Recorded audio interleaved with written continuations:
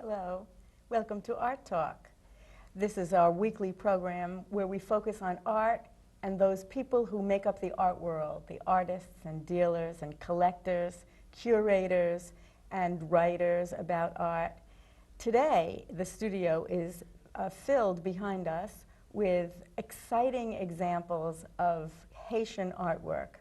I am your host today, Rona Rutchik, and I'm sitting with Ingrid Fedderson Popiel, who is the owner of these pieces of Haitian artwork and many more that you will see later when we take a look at the footage that we made when we visited her studio.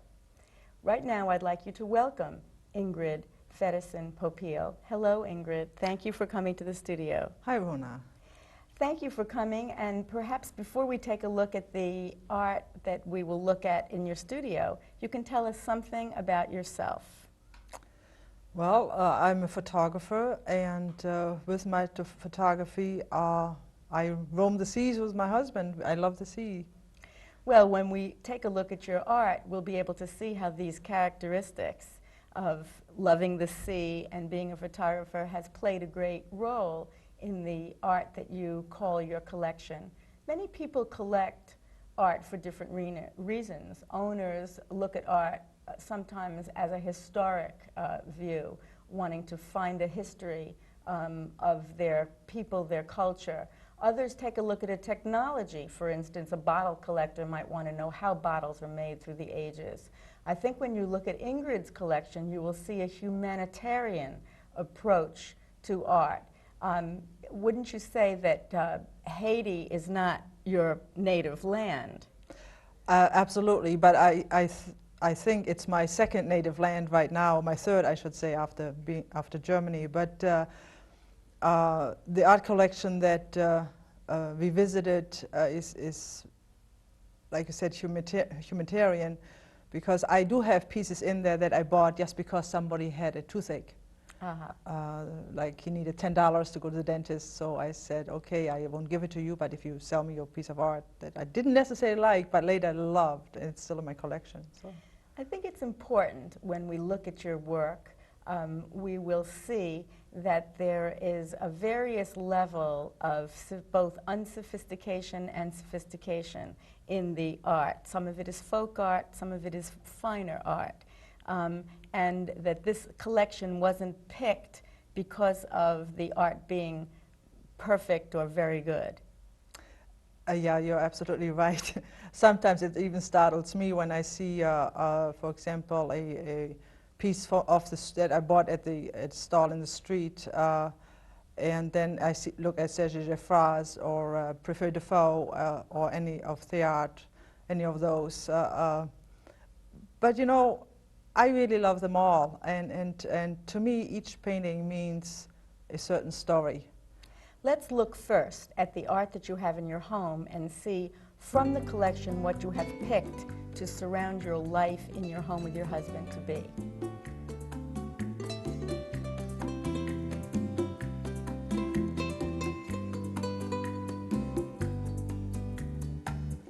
Haiti, chérie, this Haiti is my beloved land. Oh, I never knew that I'd have to leave you to understand just how much I miss the gallant citadel. Were days long ago, brave men served this country well, where sun is bright, all evenings with soft moonlight, the shading trees waving for company, the gentle breeze, a warm caress, if you please, work, laughter and play, this will always be this way.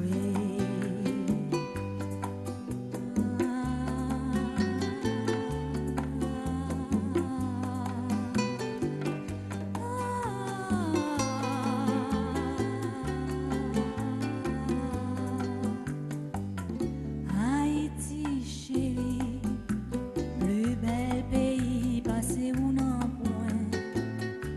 Faut que moi t'ai quitté, pour moi t'es capable comprendre valeur. Faut que moi t'ai manqué, pour moi t'es capable apprécier. Pour me sentir vraiment tout ça ou t'es pour moi.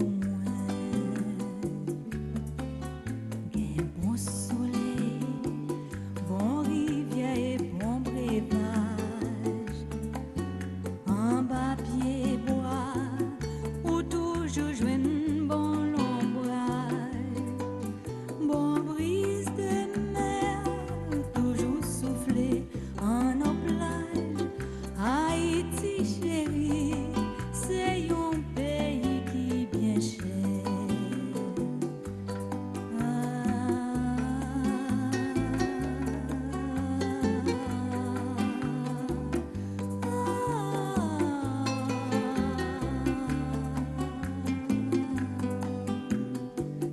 Haiti, chérie, now I return to your soil so dear. Let me hear again the things that give music to my ear. The shepherd's horn that welcomes the rising morn. When roads overflow, these crowds to Iron Market go, where sun is bright, all evenings with soft moonlight. It's a very beautiful day, and we're right by the water in Stonington, Connecticut, with Ingrid Fedderson Popiel, and we're beside some beautiful Haitian art.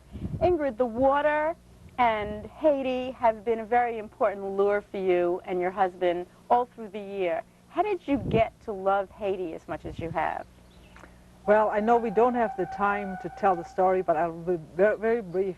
Stanley, of course, loves his boat. He loves the water, and I kind of am his helper. And fortunately, I am, because it brought us to Haiti with a boat. And quite by accident, we were intrigued with a bad rumor that we heard about Haiti. And Stanley, being Stanley, tried to go to the bottom of it and find out what really Haiti was all about. Mm-hmm. And how long ago was this? 1975 Mm-hmm. for the first time. And it seems like much longer because Haiti kind of grows with you, and it seems like the years double when you're there. Mm-hmm. Time goes very slowly there. Yeah, but it does, kind of. But the Haitian life is just so different from what we experience. And we saw quite a bit of poverty right the first time. And we saw Haitian art for the first time. Mm-hmm. And just the contrast between the Haitian life of the peasant and the art was so vibrant and intrigued us. And we didn't start so-called collecting right away. We just bought a piece here and a carving there, and yes, we're astounded with all this art that the people created. Was the art that you saw right away beautiful, or was it politically upsetting, or did it somehow show the beauty of the country or the problems that they were having? It definitely didn't show the problems that they were having. As an observer, and I was a tourist. That's all I was. I was a tourist enjoying the sun and the air. And you get the so-called tourist paintings presented. You get lots of vibrant colors. You get the landscape. You get some pieces out of the life of the Haitian in the art. But you don't get the turmoils presented. Mm-hmm. Those come later when they trusted you. Don't forget, this was during Dauverier's time. Yes. And everything was just kind of hush-hush as far as expressing yourself, even in art, and you had to trust a person in order to... Before you would let on. That's right, yeah. Mm-hmm. So this is 1975, and now there's about 20 years or so that have come on, and you fell in love with it the first time and kept going back? I was more astounded than fell in love with it, because how, as I said before, how can anyone create such beauty and such vibrancy when you live in such squalor? Mm-hmm. Because some of that stuff really came out of the slums. Mm-hmm. But you've gotten to know the country so well. You stay in one particular part of the country when you go back annually? Well, we do have a house in Haiti, in Cap Haitien in the north. We have taken our boat all around Hispaniola, which is the Dominican Republic and Haiti. So we the really, one island yeah, that the two we countries really share. know quite a bit of Haiti. Mm-hmm. And we have done the rides from Port-au-Prince to Cape Haitian with the car several times. We've flown, we've chartered planes, we've flown over. So we know quite a bit of it. Mm-hmm. Well, your collection will tell us something about it, because the art will disclose the country as it is, as you've become familiar with it and as you know the people. Right here we have 3 pieces that you've brought up north from Haiti. What can you tell us about this wonderful piece of sculpture here? Yeah, this is a very fragile piece of clay that we picked up in Cape Haitian at a small gallery. I don't personally know the artist, but it's a piece out of a Haitian's life. It's a cockfight. It's the amusement of the Haitians on Saturdays and Sundays. Outdoor betting. There are prize roosters fighting, and it's just really the way it is. Of course, every piece of art that we have, well, a lot of pieces of art, the majority, has little stories to it. Mm-hmm. And this will a evoke slice of life story. Yeah, that we even were involved in, or Stanley was involved in, I was involved in, or another person that was with us. So it's, for me, it's not only looking at just a beautiful piece of art, it's remembering a story. And these are beautifully done figures, even though it is not a sophisticated painted piece. It's all in its natural clay. You can see that whoever has done this has an innate talent of figure studies and figure form. It's very beautifully rhythmical and beautifully shaped. What about this piece? Well, this is done by a young artist, Jay Deus, and actually I had asked him to make me a vase. And when you ask the Haitian artist, you never really know what you get. So I was very pleased. I had to go have the vase done somewhere else first, the wood carver, and then he painted it. He was just to paint it. Yeah, he was just to paint it. Yeah. And this kind of painting of the flora and fauna of Haiti is one of the traditional forms that we see painting over and over again. Yeah, and I really think that's because the Haitians realize that that's saleable. Not if you have like the revolutionary art, it's not as easily saleable as the beautiful, you know, flowers and trees and birds and even of things that are not even there. In fact, these are not exactly natural studies of the flora and fauna. No. It's really just to be pretty. Yeah. This is a beautifully weathered mermaid. Yeah. With a drum. Yeah, I would say that's a voodoo figure, the La Sirène. We have it out. It's quite old now. We have it out here.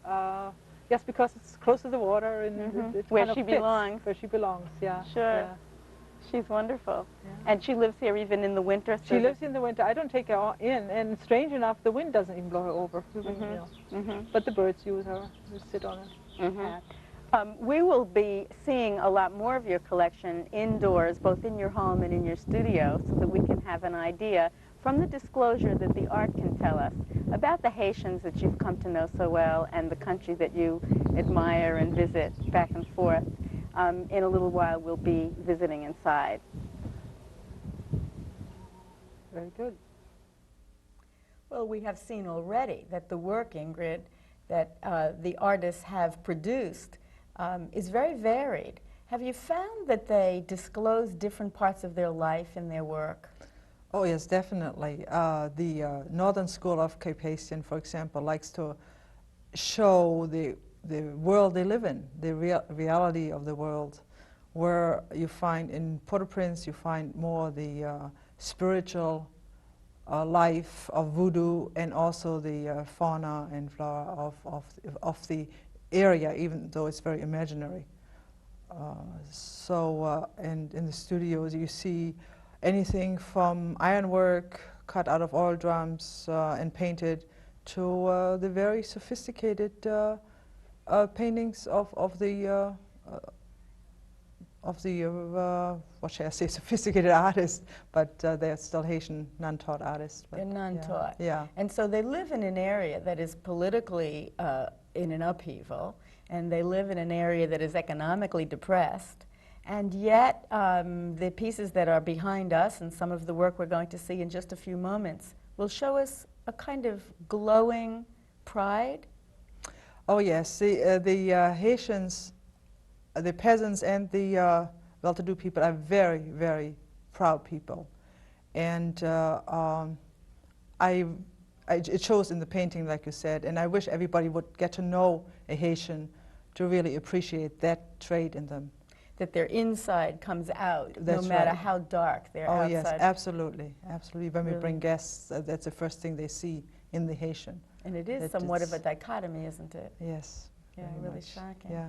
And we will see in the collection as we go into the studio in just a moment a great deal of folk art as well, dolls and as you say, cutouts right out of the steel drums. Yes, they are very much loved by collectors, and they're done in such basic manner. It's the top of the oil drum that is just cut out, and now it's also painted, and sometimes you see it in three-dimensional also.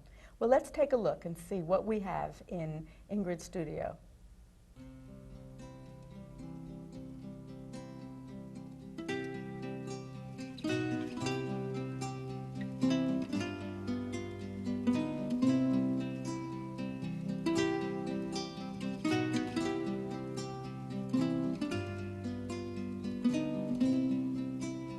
Derrière un gros touffe pingouin, l'autre jour m'a rencontré choucoun. Il sourit, le lit ouais moi dit ciel à la belle moune, moi dit ciel à la belle moune. Li dit m'li trouve sa chair. Tis oiseaux, n'en bois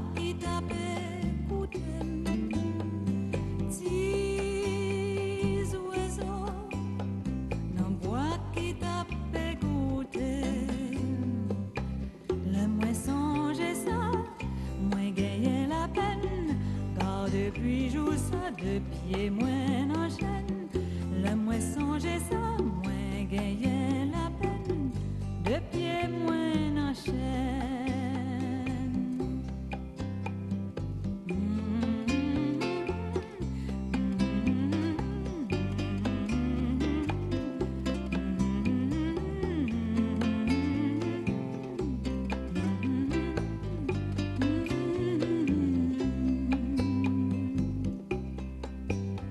Choukoun, c'est yon marabout, j'ai l'éclairé comme chandelle, les gains, si t'étais debout, aïe, si Choukoun t'es fidèle, aïe, si Choukoun t'es fidèle, ah, j'en moins ta remélie. I'd like you to look at a few of my favorite paintings here. There are approximately 250, and but like everyone, you have favorites. This, for example, is done by Prefer Dufault that we got in Haiti in 1978. We met the artist, and this is very important to me. I love to meet the artist, to know their background. But I thought this was quite striking with the millions of people that are always in the streets, and Dufault picked it out very nicely here. And the colors that most of the Haitian paintings are known for just reflect in this imaginary city, and that's the title of it as well. All his paintings seem to be of the imaginary type, and he has quite a following now in copying this type. So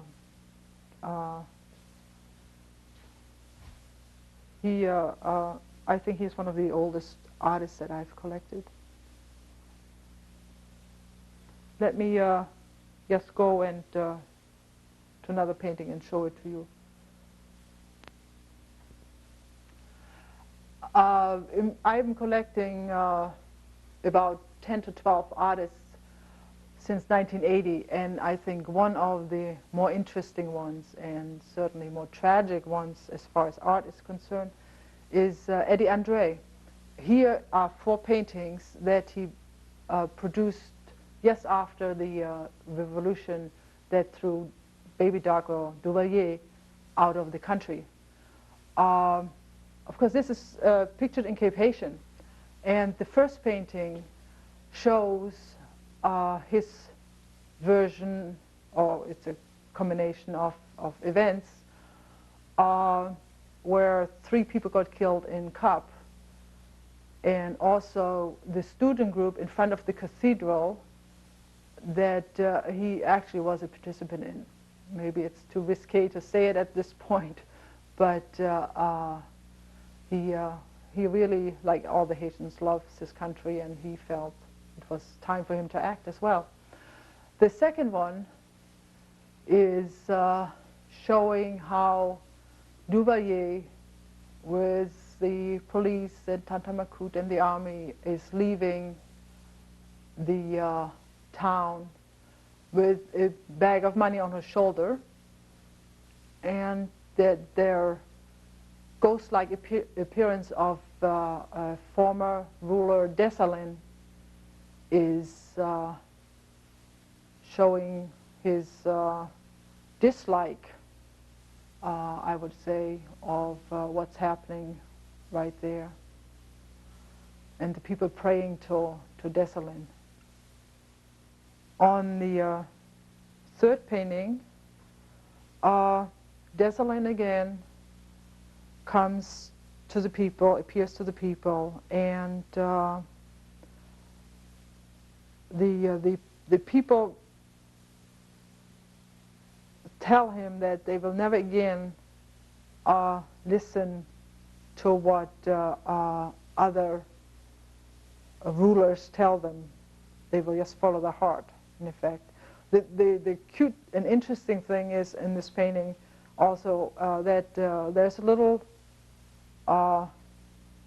group of people flying the American flag. At that time, the United States was very much liked in Haiti. I think it kind of shifted because the political situation is not that good right now either. And they kind of blame the United States. But the number 4 painting shows his the celebration of liberty. And actually, I was there when Flag Day was, when they had the change of the flag. And to me, this just brings back the outpouring of feelings that the people had. They actually brought their living rooms out in the street. Some of them brought televisions out in the street, and it shows it here. And the people thank the religious leaders that had such a big part of the took such a big part in the revolution, that everybody hoped for a better future. So I don't think he has ever painted a stronger version of any life in Haiti again as this one. Of course, he has a lot to paint now also, so I'm looking forward to see what he has. Here is another artist, Jean-Baptiste Jean, who likes to paint about life as it is in his hometown of Cap Haitian. I'm very proud to have this painting because it shows the funeral of Philomène Aubin. Philomène Aubin was a great artist and founder of the School of Cape Haitian art. It's a style, it's not a school as far as a building, it's a style of painting. And when you look around the gallery here, or the place I should say, is you will definitely pick out the distinct trait of that particular school. But when you look closely at this painting, you will see some very humorous parts. When I initially started to pick up some paintings in Haiti, and television came to Haiti, and television antennas appeared, all the pictures, the paintings had television antennas in them, because all of a sudden there was prosperity and progress. And so this painting, when I first saw it, I started to laugh, and people looked at me. I said, now look, videos just came to Haiti, and this is really the first painting I had with video cameras in them, and there are 8, which is quite an achievement to have in a whole funeral procession. Also, the interesting part of this is that the artist here, and it's supposed to be from a real collection of the very funeral, the artists are presenting their part of honoring the old artist. Of course, the army band, since he was a national treasure of kind, was as well present, and people. And the building is also interesting. It's a historical building. It's used to be the Planters Club, and is now a university in Cap, and the cathedral right next door, and the museum on the right. So this painting really shows part of the culture and the architecture of Cap Haitian.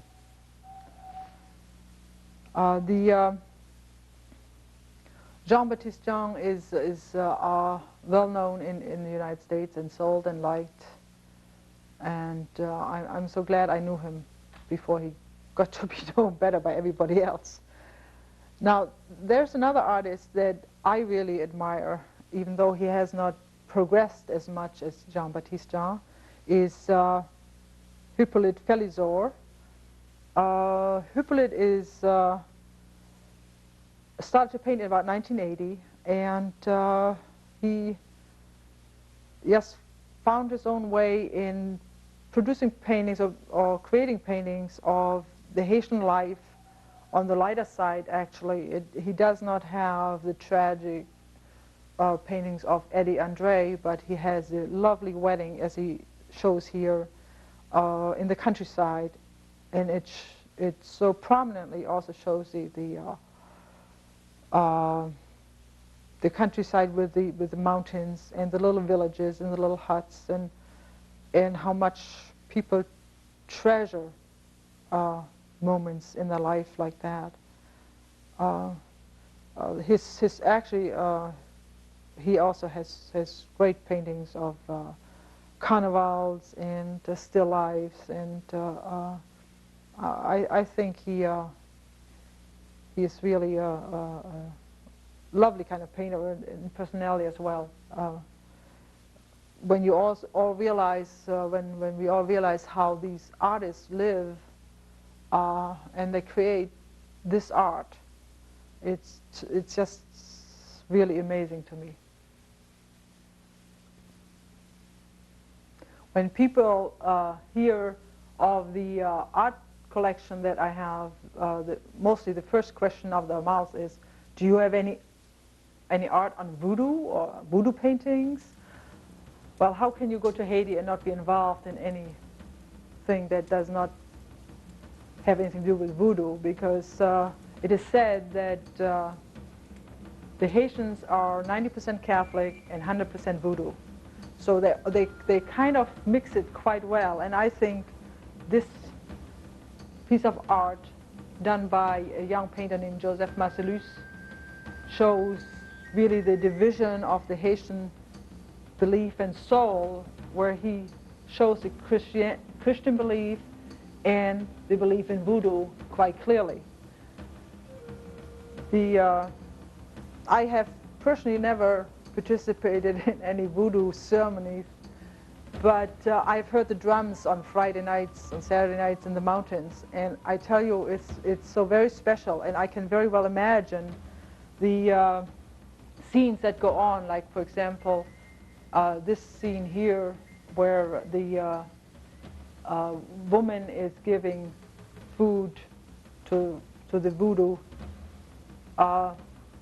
gods, or a painting that shows all the women dressed in white by moonlight under a tree with the drums playing. I mean, just thinking about it, I can just well imagine being part of it.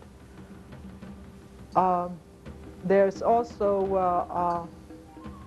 a lot of trees or plants or animals have certain meaning to the Haitians as far as voodoo is concerned, and there is this huge tree called the mapu tree that also is used in voodoo ceremonies, or they have ceremonies right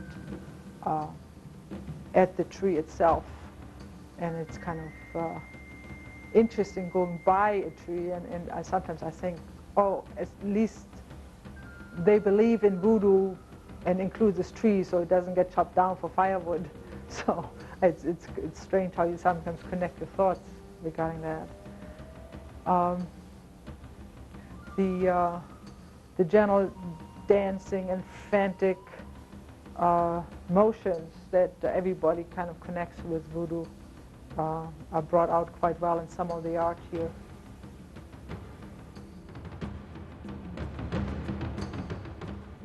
Ingrid, the music that we've picked to accompany that wonderful trip to your studio is from your collection.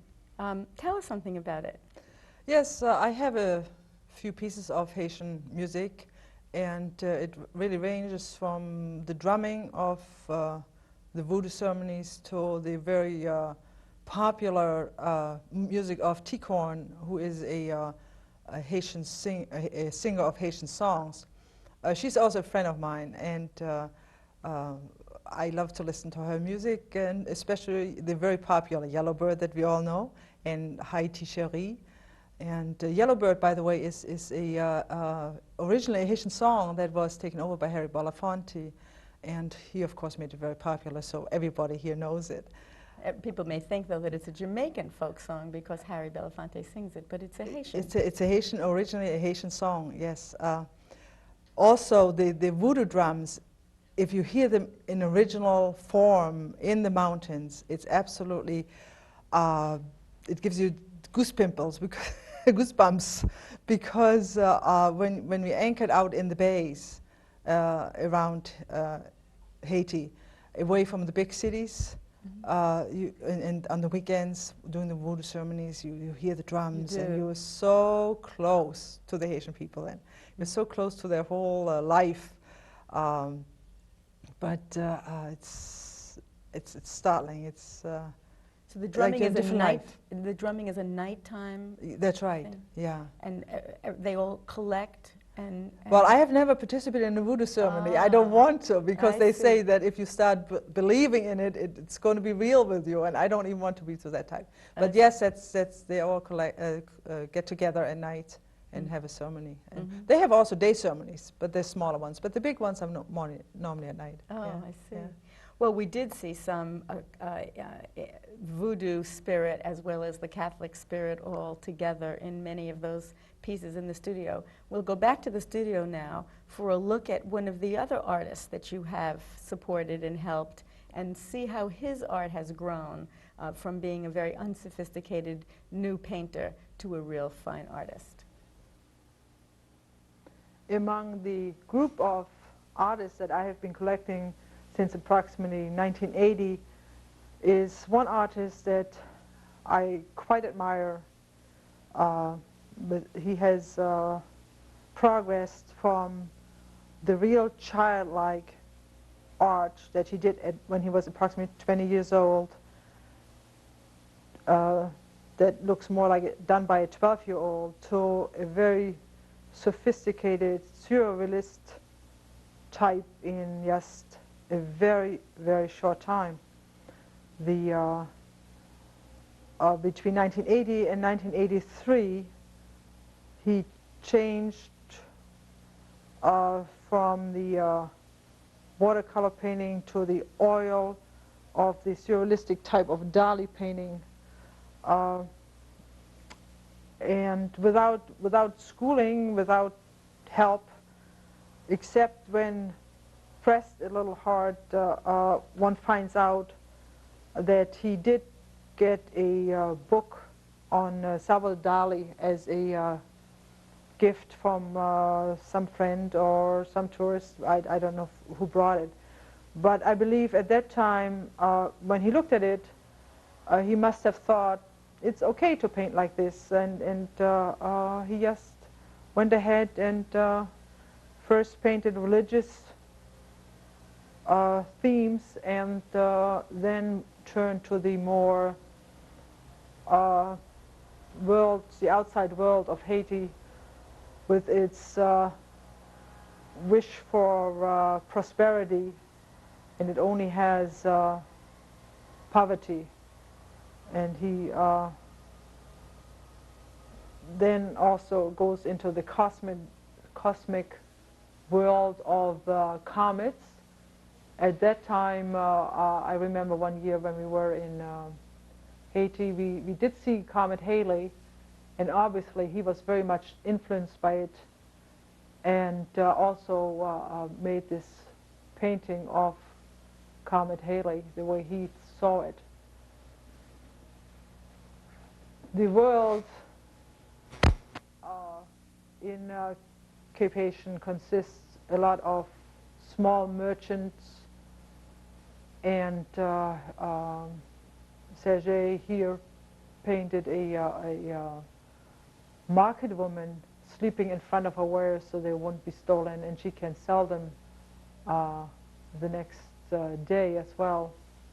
I think it's such a typical way of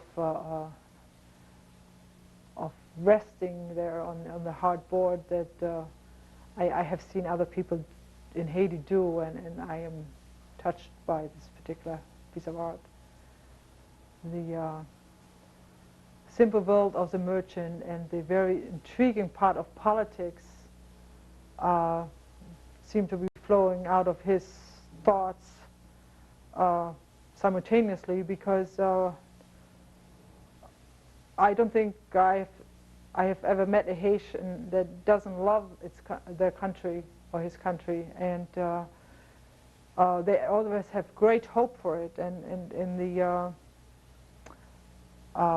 in this particular painting, Serge shows that out of it, he compares the Haiti with a broken egg, but as hope for it in the future. There's always a new, smaller egg and a smaller life coming out.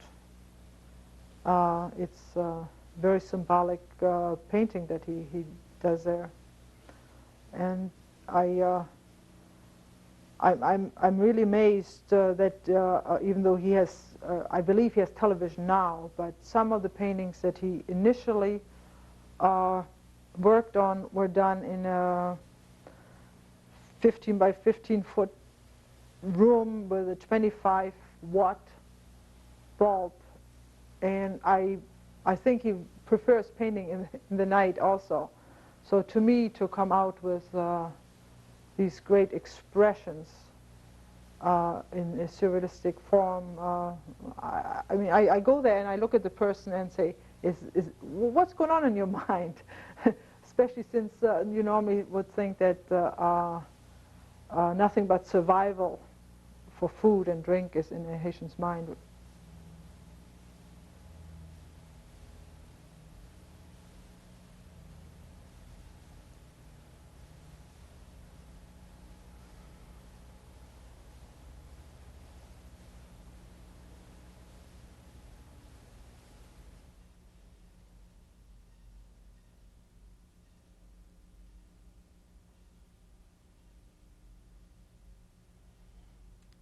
I can only imagine, Ingrid, what excitement there must be in finding an artist so raw to begin with, who becomes, right before your very eyes, a sophisticated painter.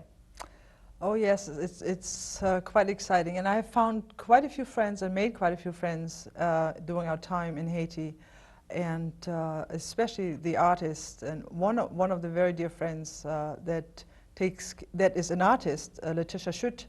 She also helps quite a few artists in Haiti. We saw one of her paintings in your house. That's correct. At the very beginning of the piece that you love so much. Yes, that's a Cape Haitian harbor that we really treasure because it's part of our love of Haiti. And how does Letitia help you there with your connection to the art world? Well, first of all, she is an interpreter for me. I don't speak Creole, and my French is very limited. And then she also keeps in touch, like she says, always, like for example, Serge has a very nice painting. When you come, you should really look at it. And she also, in the beginning of our relationship, distributed the paints for me that I brought, and the canvas and brushes. Mm-hmm. And she kind of keeps me informed while I'm not there. And she keeps an eye on the artists while you're not there as well. That's right. Especially the ones that you care about and the ones that you help support or have helped support. Yeah. And she lives there full time, so she really knows. Yes, she lives there full time. Her family is has lived for 150 years. Oh my goodness! So it's an old time family. But she's not Haitian? No, she's German descent. I see. Yes. Yeah.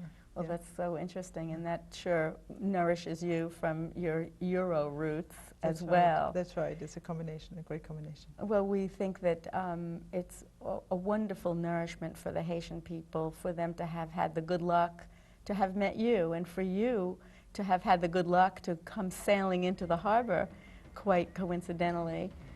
Off course, I suppose. Yeah.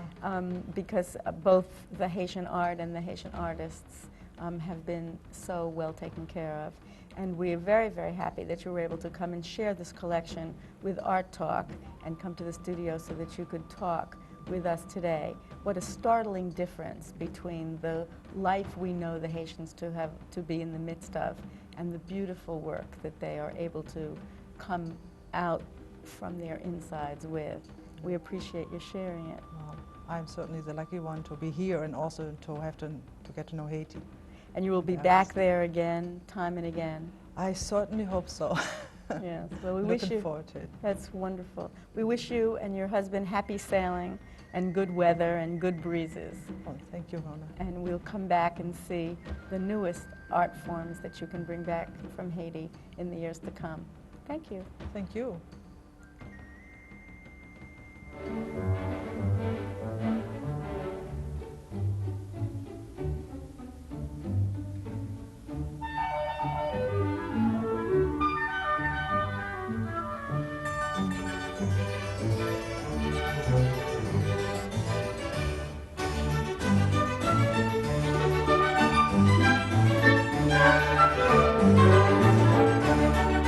Thank you.